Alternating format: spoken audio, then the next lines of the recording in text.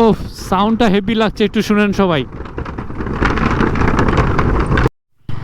অন্য সময় প্রচুর পরিমাণে পানি থাকে, হ্যাঁ, এবং নৌকা দিয়ে পার হতে হয়। আমার মনে হয় এবার নৌকা দিয়ে পার হতে হবে না, বহুদূর দেখা যাচ্ছে বালু আর বালু। আর মাঝখানে, নদীর মাঝখানে করে দিল ছোট্ট একটা বাঁধ, যে বাঁধ দিয়ে আপনি ওই পারে চলে যেতে পারবেন।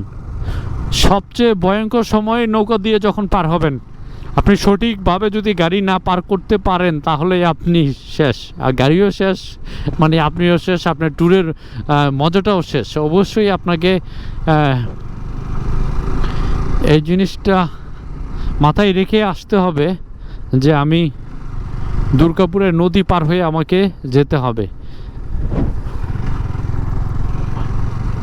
আমরা অনেকটাই কাছাকাছি। এই যে যে জায়গাটা দেখছেন যে আমি বাইক চালিয়ে যাচ্ছি, এই সম্পূর্ণ জায়গাটায় আপনাকে নৌকা দিয়ে গাড়িগুলো পার করে, মানুষ, গাড়ি, সব কিছুই নৌকা দিয়ে পার করে। তো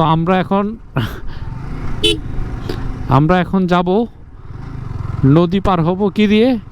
মোটর সাইকেল দিয়ে। জাস্ট সবাই উপলব্ধি করেন, অথবা সত্যি ভালো লাগাটা অবশ্যই আশা করি বেড়ে যাচ্ছে, আরও দ্বিগুণ হয়ে যাচ্ছে, কারণ আমরা কাঠের সেতু দিয়ে যাচ্ছি এবং প্রত্যেকটা কাঠ কাটার একটা শব্দ হচ্ছে, সত্যি ভীষণ ভালো লাগছে। আমি যতবার এখানে আসছি ততবার নৌকা দিয়ে পার হয়েছি, কখনোই আমি এইভাবে পার হতে পারি নাই। যেমনটা নদীর উপর দিয়ে এই খাটের ব্রিজ করা হয়েছে, এমনটা পার হই নাই। ও, সাউন্ডটা হেভি লাগছে, একটু শুনেন সবাই। অসাধারণ, অসাধারণ। ওকে, কয় টাকা লাগবে এখানে? টাকা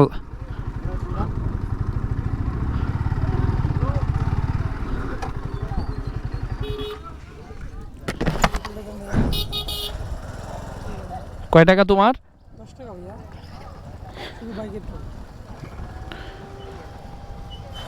10 টাকা পেয়ে যাব। আচ্ছা, 10 টাকা হয়ে গেল। হ্যাঁ, না ওই ফ্যান চলে। হ্যাঁ হ্যাঁ হ্যাঁ, আচ্ছা।